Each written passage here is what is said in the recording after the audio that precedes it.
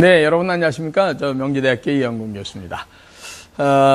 우리는 선진국으로 간다. 근데 선진국에 가게 되면 선진국 신드롬이라는 게 생기는데 그게 오래 살아야 되고 평생 직장은 없어지고 상대적 빈곤감이 커지는 시대를 향해서 간다.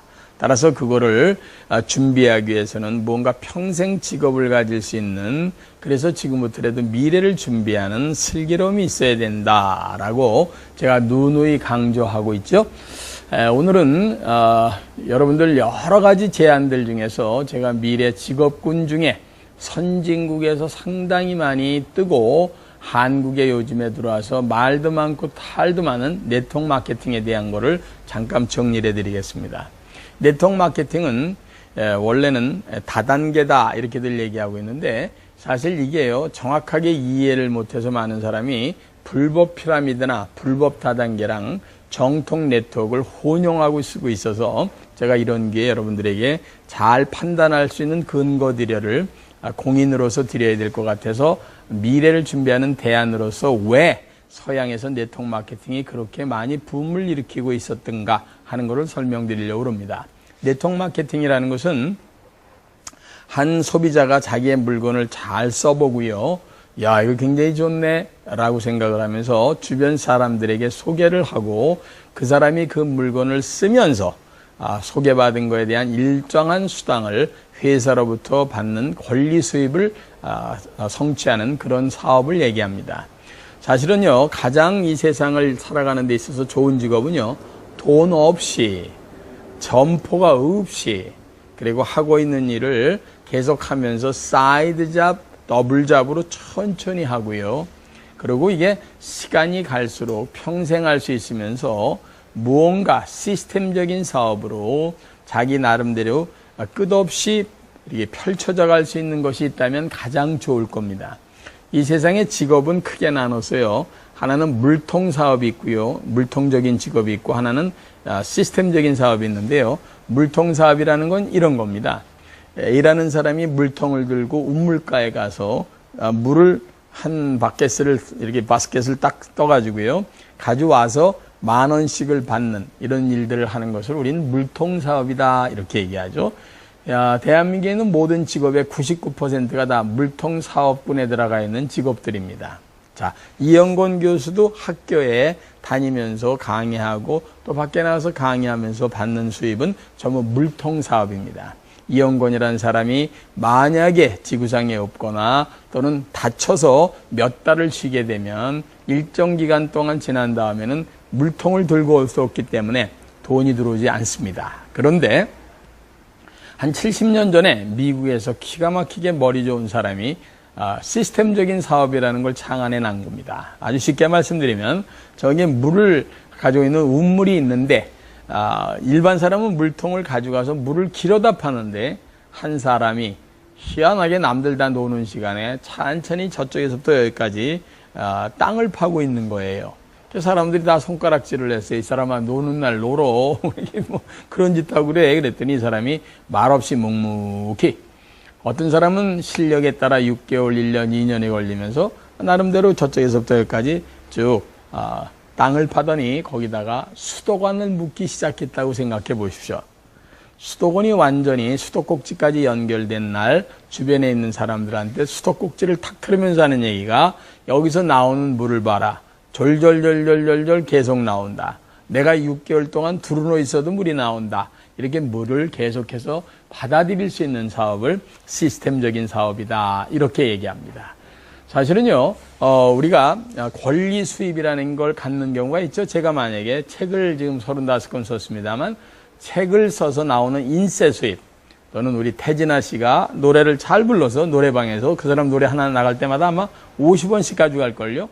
그런 인쇄 수입, 이런 것들이 권리 수입이 있지만 그런 걸 향유할 수 있는 사람은 거의 뭐 0.01%도 안 됩니다. 그런데 그런 시스템적인 사업을 갖고 있는 네트워크 마케팅이 지금 외국이나 이런 데서 오래된 정통 네트워크 회사에서는 그런 걸 가지고 벌써 3대째 내려가면서 시스템을 집안 전체적인 사업으로 끌고 가는 사람들을 우리가 건전하게 많이 봅니다. 그게 이제 한국에서 자리를 잡기 시작한 지가 약 20여 년 돼가고 있는데 워낙 불법 피라미드들이 성행을 해서 정통 네트워크까지 잘못 이해되는 경우들이 많아서 저한테 많은 분들이 전화가 오기 때문에 제가 이런 기회를 통해서 이것도 분명히 미래를 준비하는 대안 중에 하나이기 때문에 여러분들이 염두에 두고 정확히 아셔야 됩니다 하는 뜻에서 네트워크 마케팅이라는 미래 대안적인 사업에 대한 거를 정리해 드렸습니다.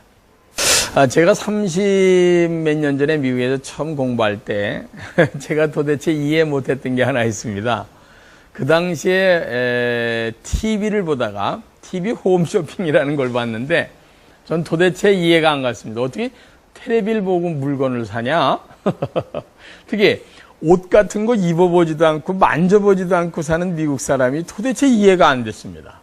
우리는 옷을 사려면 그 당시에 30 몇 년 전에는 시장에 가서 옷을 골라서 만져보고 입어보고 그리고 중요한 건 깎아야 될 거 아닙니까?